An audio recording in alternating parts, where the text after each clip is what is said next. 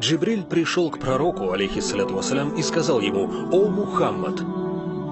Кстати, обращается ли Аллах в Коране к пророку со словами «О Мухаммад»?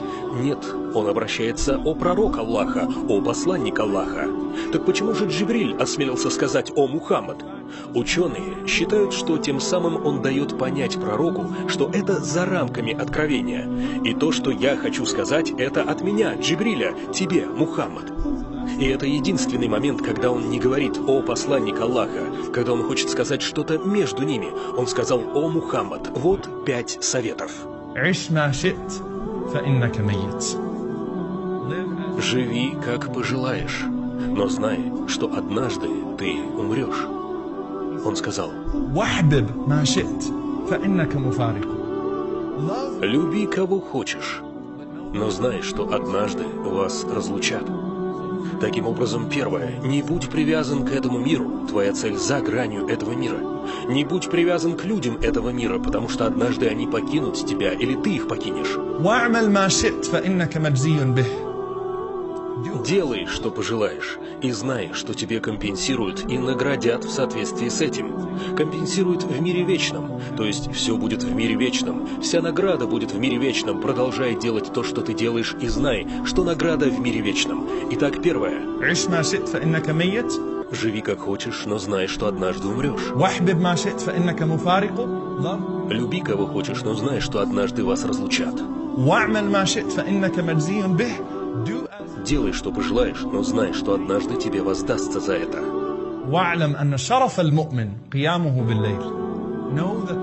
Знай, что благородство верующего в том, что он просыпается и молится ночью.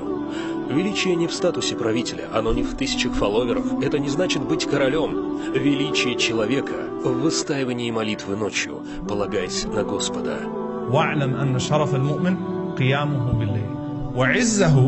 Что же касается его достоинства, это то, что он не зависит от людей. Финансово, эмоционально, умственно, физически. Твое достоинство как человека – это стараться не быть зависимым от людей. Стараться, как бы то ни было, освободить себя от этого. Какой мудрый жизненный совет. Субханаллах, все мы можем извлечь из него пользу.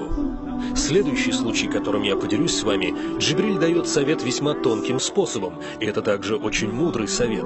История эта несет в себе глубокий смысл.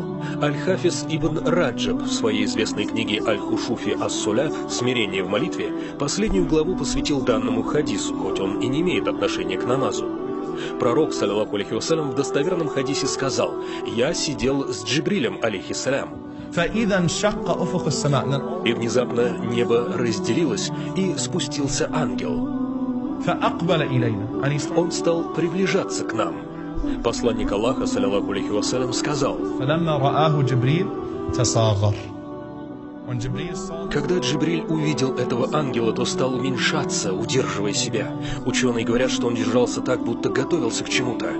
Ангел подошел к пророку, саллаллаху алейхи вассалям, и сказал: «О посланник Аллаха, я пришел к тебе с посланием от Бога. Я даю тебе выбор.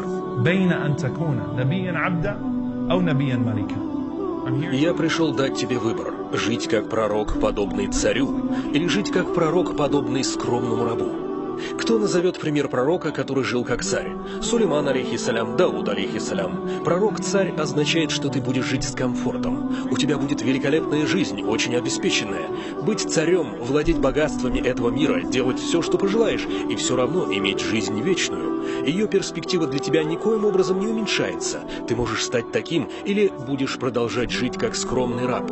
Мы знаем, что пророк проводил ночи в голоде. Он страдал от бедности даже после того, как преуспел в своей миссии. Сейчас ты можешь выбрать. И пророк, алейхиссалату вассалям, говорит: «Я посмотрел на Джибриля, а тот сделал так». Пророк, алейхиссалату вассалям, говорит: «Я сказал ему, что выбираю жизнь пророка, живущего как скромный раб». Затем ангел исчез. Я посмотрел на Джибриля, алейхиссалям. Это было очень странно. И Джибриль, алейхиссалям, сказал: «Этот ангел никогда не спускался до этого дня». Пророк, саллаллаху алейхи вассалям, спросил: «Почему ты стал меньше и испугался?» И Джибриль ответил: